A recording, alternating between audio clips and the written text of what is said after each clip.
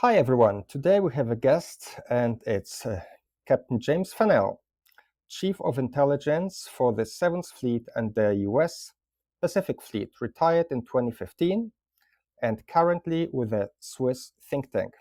Hi, welcome to the show. Good morning, Richard. Glad to be with you. Thank you very much. Hi, Jim. I would like to ask you the first question and refer to recent current events regarding the Solomon Islands. And we had a first part a few weeks ago with a signed agreement, and now we have two foreign ministers in this area. We have the showdown of Wong from Australia and Wang from China. So what's your take on this? Because it looks to me like the West is a little bit rather reactive than proactive in this regard. Yeah, unfortunately, that's a pretty good description of where things are right now. China has been making, you know, statements about their Belt and Road Initiative since 2013, and then in 2017, Xi and the Chinese government announced this three blue economic passages. One passage would go through the South China Sea and east into the Indian Ocean and into the Mediterranean. Another passage would go up through the Sea of Japan and into the Bering Sea and through the Arctic. And then the third blue economic passage is through the South Pacific. And they wrote about this in their, public press. They told us this is their strategic goal. And very few people actually read what the Chinese say and listen to and follow what they tell us they're going to do strategically. They don't like to talk about tactical details and tactical issues, but its strategic intentions they make clear. And they told us in 2017 that they were going to focus on the South Pacific. And then what we saw in 2019 in September was the two nations, the Solomon Islands and Kiribati, both switched their recognition from Taiwan to the People's Republic of China. And then the virus hit, and there was kind of a slowdown for 2 years because of the restricted travel. But now that the travel restrictions have been lifted, you see that the Chinese government they weren't doing nothing during those 2 years of COVID. They may not have been able to go there in person, but they were working behind the scenes, especially with the Solomons. And as you noted, there was a leak a few weeks ago of a security pact between the Solomons and China, and and then now this new kind of more holistic. I don't want to say alliance, but at least certainly a security and economic agreement that these two nations have now. And there's even rumors, or not rumors, but there's even reporting in the last 24, 48 hours that Kiribati has also some kind of a security pact with China. So this is very concerning. And for those of us that were out in the region for most of my career and warning about that China would be doing this, it's a little bit frustrating to note that the governments in the region, like Australia and New Zealand, and even Taiwan and Japan and the United States, really didn't take this more seriously. I think so. You're right in the sense that now that we see Australia's Foreign Minister Penny Wong, trying to get there before the PRC Foreign Minister Wang, it's kind of a little bit, a day late and a dollar short, as we say in America. Yeah, so it looks also a little bit like maybe the military voice is missing here, because we have usually civilian China hands talking about the military like in a kind of void, like they don't mention exercises, they don't mention developments, but when something happens, they are often surprised. So last time we talked, you mentioned that actually the Chinese Navy is quite advanced and they do a lot of exercises far away from home. So could you please comment a little bit on that? Right. Since we last talked, for instance, we saw here, I think in February, there was a volcanic explosion underground in Tonga, real close to Tonga. And the country that came with the most equipment and supplies was China. They sent I think, a Type 071 amphibious warship, and also a large resupply ship, one of their ocean-going resupply ships. And those were, they came in within a week of the exercise or of the event, the catastrophe of the huge volcanic explosion that spewed ash all over the island of Tonga. And the United States had sent a destroyer, even though the United States was operating in the near Okinawa, just east of Okinawa. We had a carrier strike group and an expeditionary strike group with plenty of amphibious forces that could take supplies, and we didn't dispatch any of our big deck ships, which for me was so shocking because I had spent my whole career in the Pacific, and I'd seen hundreds and hundreds of these humanitarian assistance, disaster relief operations. And we were always noted for being the first nation on the scene with the most equipment, the most experience for how to help these small countries recover from these devastating events. And when we just sent a destroyer, I was shocked. And Australia sent an amphibious warship, but when it got there, it had material readiness problems, and it couldn't even provide electricity. So it was the Chinese that came in with this quite large package, and it was perfectly done and executed. It was filmed, it was organized, and it provided prefabricated housing for the people of Tonga, water, all kinds of supplies that they needed. And if you think back where I remember in 2014, there was a typhoon that rolled through the Philippines, and the Chinese Navy sent their hospital ship. And when they sent the hospital ship in 2014, they were late. They came like 2 weeks after the event, and when they came, they didn't really pull into port. They stayed offshore, and they sent small boats in, and then they just rescued Chinese nationals and brought them out to their hospital ship Okay. to take care of them. And then when they did drop off supplies, they dropped off strange things like wool blankets, which you don't really need in the Philippines.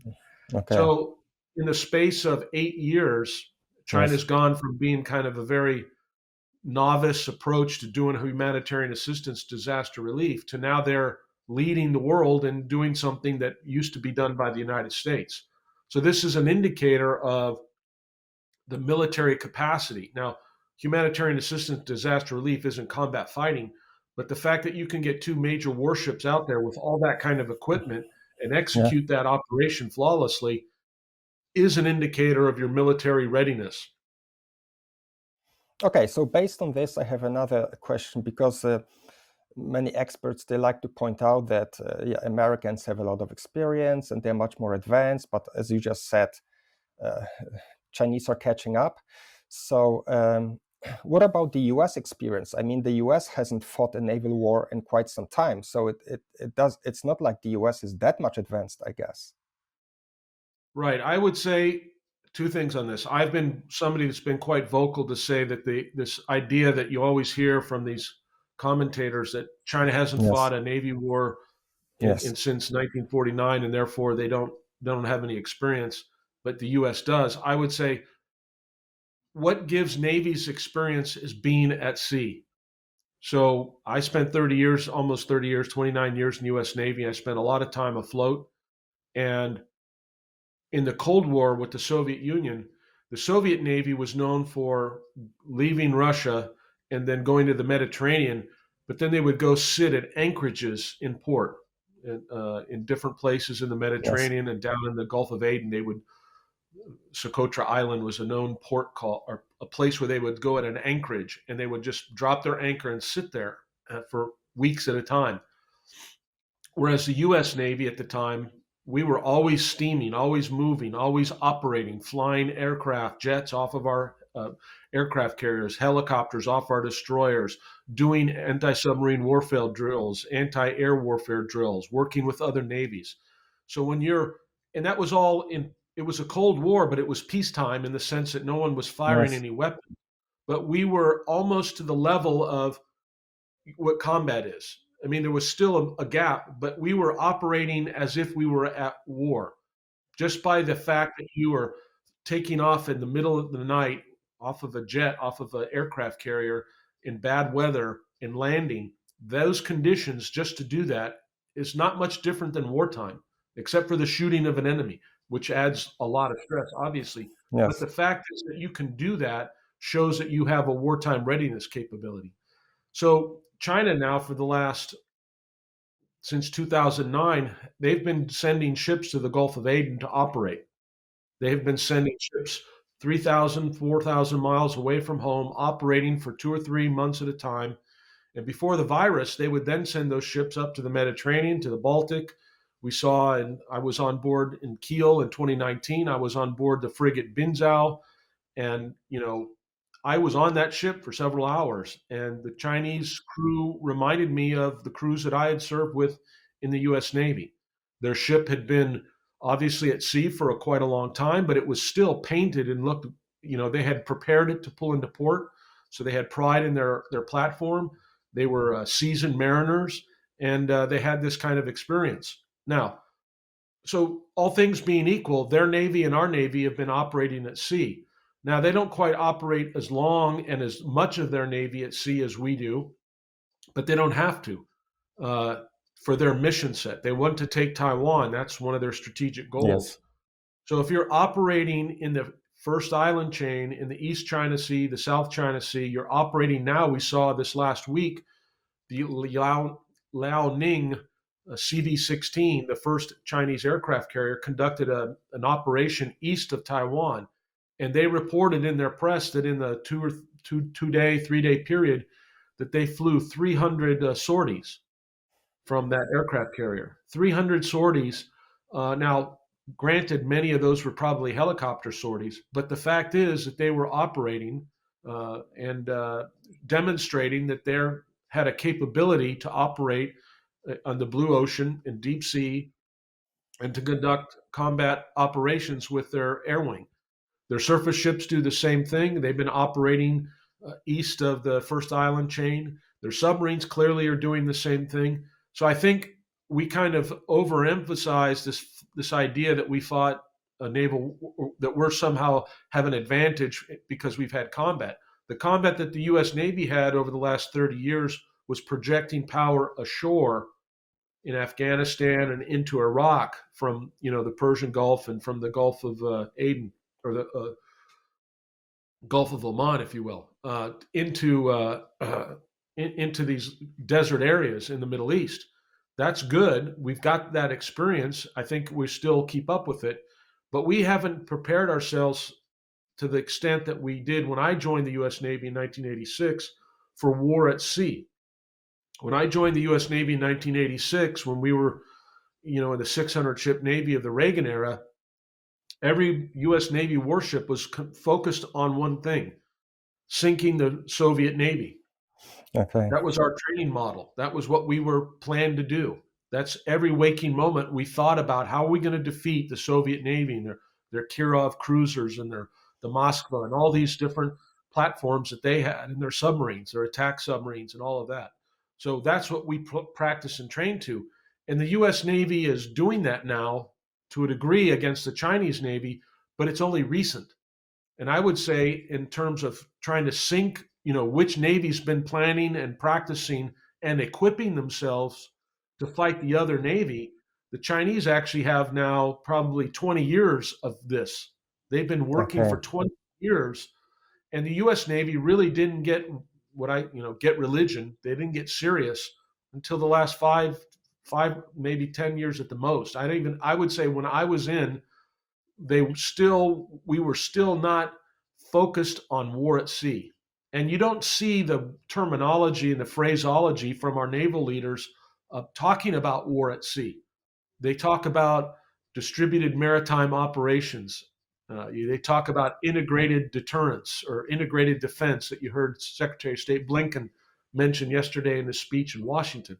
But you don't hear them use the phrases of, we are the U.S. Navy and our purpose and mission is to sink and defeat adversary navies. First and foremost would be, the Chinese Navy and obviously the Russian Navy. Yes, and the Chinese, they say directly, should the US or Japan intervene, they might even nuke them. So that Right. is a totally different language than the Americans use, unfortunately. The Chinese are using the language that the Yes. U.S. used to use in the Cold War. Yeah, and that's, I mean, as much as I think nobody really believed Putin that he would nuke European Union or NATO, I guess in case of Xi, that is a different case. I mean, that they're really serious about this. Right. I agree with you, but I don't think our elites and our China hands in Washington believe that. They've Yeah, convinced if themselves that China, one, they don't even think they have the capability, and two, yeah, they if I I'm sorry. no, go ahead. Yeah, when I listen to you, so if I could use an analogy, it sounds to me like, like in the Terminator from 1994, when the guy from the future, Kyle Reese, is in the police precinct and he's warning everyone that Terminator will just come and kill Sarah Connor. And nobody, they think he's crazy. So this is to me a little bit when I listen to civilian experts versus military experts, not to mention all those CCP paid influencers. That's really a big difference.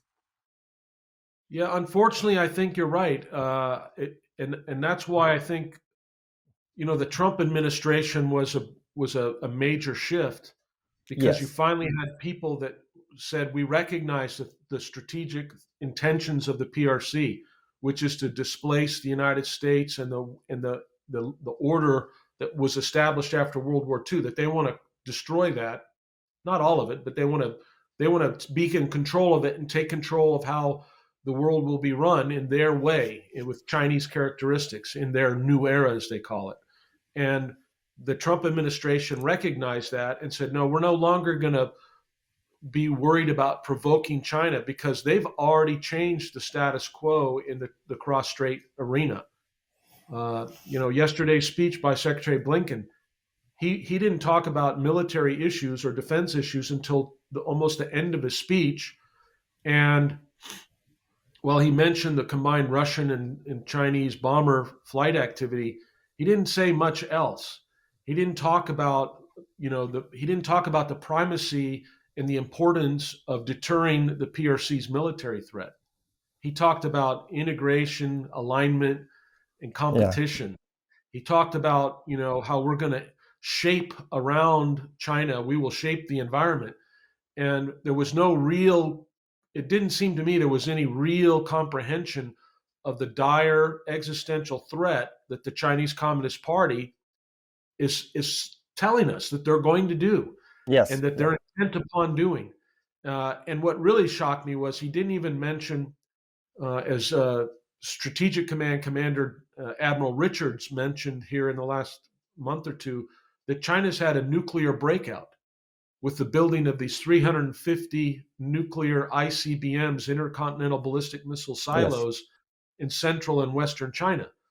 And each one of those silos will house a DF-41. And there's various estimates about how many multiple independent reentry vehicles, MIRVs, that will be on a DF-41. But if you go with 10, which is what I think it could be greater than 10, but let's just say it's 10 MIRVs per missile, and you have 350 new ones, that's 3,500 nuclear warheads. And all of a sudden, you go from saying, for if you look at U.S. Department of Defense annual reports to Congress, which are required Yes. by law for the last 20 years, if you look at those, except for this last one, but before 2021, all of those reports said there's no threat from China from the nuclear arena because they only have 200 warheads. And now all of a sudden, within the space of a year, since Biden's been in office, they now have potentially they could have 3,500 warheads or Yeah, another more. expert surprised. They're constantly surprised, right? Yeah, well, Okay, that's another story. I wanted to ask you the next question, shift a little bit to Washington, because, yeah, as you mentioned, President Biden, I was a little bit surprised that actually he's so consistent with Trump's policies. And I wanted to ask you, which centers of power in Washington are actually pushing this anti-CCP agenda? Because that wasn't always the case. It's like really very distinct now. there are probably some centers that are maybe pro-China and others are maybe more against. Well, like I said, I think the Trump administration changed the strategic narrative in Washington about the PRC. Before 2017, it was dominated. Washington and the U.S. China policy was dominated by the Kissinger School of Engagement that had been in place since 1979 Yeah, or but what I before. mean is that even when Biden was vice president and there was this pivot and Obama is in power and in charge, they were not so much against China as Biden is now. So there obviously something has changed. And I'm wondering, is it him or is it somebody behind him that is telling him, look, we have to do this? I think I think the Obama policy of the pivot to the Pacific or the rebalance to the Pacific that was made in 2011, and I think it was a recognition that things had changed, and so there was this kind of, and it was also a domestic issue about, hey, we've been bogged down in the Middle East, and we need to get out of the Middle East, and so let's talk about the Pacific. But in actuality, from 2011 until 2017, nothing really changed. So it was really what I Yes. call a PowerPoint bumper sticker. They talked about the rebalance to the Pacific, but there wasn't really any substantive. Now you can say, well, they put Marines in Darwin, and we replaced some Los Angeles class SSNs with Virginia class. We replaced the P3s with the P8, but the force structure fundamentally didn't substantially alter, and our presence operations didn't substantially alter. It increased a bit here and there, but didn't substantially alter as compared to the Chinese. So what happened in 2017 though was when the Trump era came in, you had people like Pompeo and Dave Stilwell at the State Department, military officer, Air Force General, Miles Yu. We had others that were articulating that China was a strategic threat and that we had to be prepared. And they actually took strong positive actions to bring about, for instance, in the diplomatic arena, reciprocity. They used the word Yes. reciprocity. Blinken used that yesterday as well. I was glad to hear it, meaning that if the Chinese are going to close down an embassy or a consulate in America, we would do the same or in China, we would do the same against them in America, and we closed down Houston. If they were going to censor and keep our press people out of China, we would do the same against their state-owned press organs. And so there was that. There was the economic sanctions, which people were adamantly opposed, both from the Democrat and the Republican parties, but they did that. So, and it was easy to do because it was so obvious what China had done in 2012 when they took Scarborough Shoal, and then when they built these 7 artificial islands in the Spratlys in 2013 to 2015, and then they said they weren't going to militarize them, and we saw them militarizing them. We saw the buildup of their military, conventional forces, their aggressive operations in the disputed waters of the South China Sea, their ignoring of the United Nations ruling in 2016 about the 9-dash line is invalid, their threats to Japan and the Senkakus, all kinds of activities made it easy for everyone in Washington to finally say, we need to question this engagement school, because for 50 years we were told that if we engaged with China, this would be better for everybody. Now, some people said it would make China more democratic. Some people didn't say that, but they all collectively, as an engagement school in theory, said if we engage, they'll learn from us and they'll adopt our frame of reference going forward. And things will get better. There will be more stability. And then after 50 years of heavy, heavy engagement, we could see starkly that it didn't work. And the Trump guys came in and said, look, if you're going to say do engagement, then let's be scientific and show me the empirical evidence that engagement worked. And there was no evidence. So what they ended up what happened is that both Democrats and Republicans now had to move off of this engagement policy.